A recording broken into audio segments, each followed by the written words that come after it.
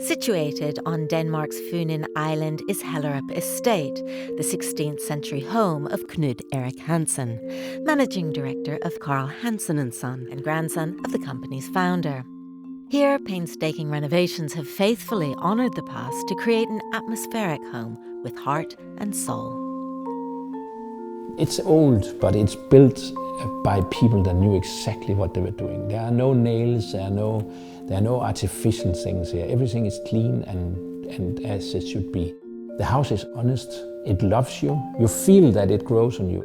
Then of course the lighting, because we have so much darkness here in the winter time. From late October till end of March, it's very dark. Only a few hours a day you have light. So therefore your artificial light in the house, I find, is very, very important.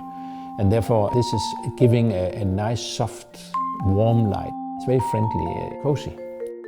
A sense of intimacy also comes from the warm colour scheme. Working with experts from Denmark's National Museum, paint colours were restored to their original shades, moving from dark to light as the rooms move from south to north. This harmony of light and colour provides the perfect resting place for one of the world's most enviable collections of mid-century design. It's a home, it's not a showroom. But I feel it is fun that some of that furniture, which was all designed in the early part of the 50s, late part of the 40s, even called Clint from the 30s, when you put that in here, it's like it's tailored to the house. It looks beautiful. We have no old Rococo furniture or anything like that. It is all relatively modern and mid-century, and therefore it fits in perfectly in this house. The oldest of our designers is of course Kåre Klint, and he's the father of what we call Danish modern. The Forborg chair is 100 years old now, and that is the first designer chair here in Denmark. Minimalistic, cutting down all unnecessities. Everything you don't need is cut away. And therefore you get a fantastic, simplistic result, which is beautiful, and he was a master in doing that. He had a lot of scholars, Børge Mogensen, Arne Jacobsen, Paul Kjærholm. They were all pupils of his school. And therefore you can see what he has taught them and what he has indoctrinated into their heads. The only one that dropped out was Hans J. Wegner. And he had his own ideas. Whatever he designed in those days and up till the end of his life is totally different. He had a fantastic span of ideas and new thinking. He was also a fantastic carpenter. And therefore his furniture are going right to the limit. If you take the wishbone chair, if it was 1 millimeter thinner, it wouldn't last. If it was 1 millimeter thicker, it would look awful. So it's just absolutely perfect.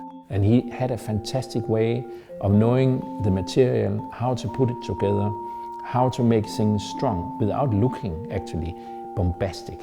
And I feel that is a beautiful thing for us that works with it every day. We never get tired of it. The dining room we love because it can take about 18 people. More than that, you can't manage to see people, you can't talk to everybody within one evening.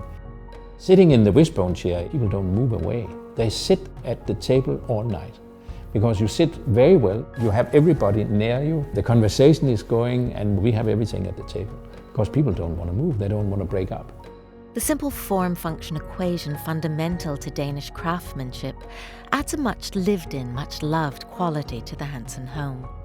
Danish design you can actually interpret in many different ways, of course, but in essence it's honest. The Danish nature is not artificial, it's real. We are relatively expensive to employ. The salaries here are high. Everybody lives at a very high standard. And therefore, whatever we do is efficient. It's reflected in everything that we do. We have no raw materials, no iron, nothing that we can actually use or export. We have only our hands and our head. And therefore, we have to all the time be the best there. And I think that is in the part of the culture. And therefore, whatever we do, we try to make as high a quality as possible.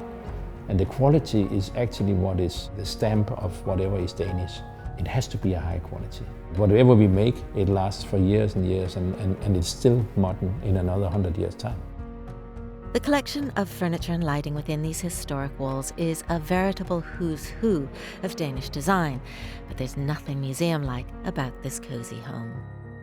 This here is a home, and we live here. We never ever think of this here as a kind of an exhibition. My wife won't hear about it.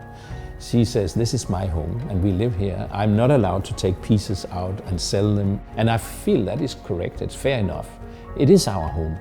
And therefore it is not, can you say, created to please anybody else than ourselves and our children and our 2 dogs. For Monocle on Funen Island, I'm Gillian Tobias.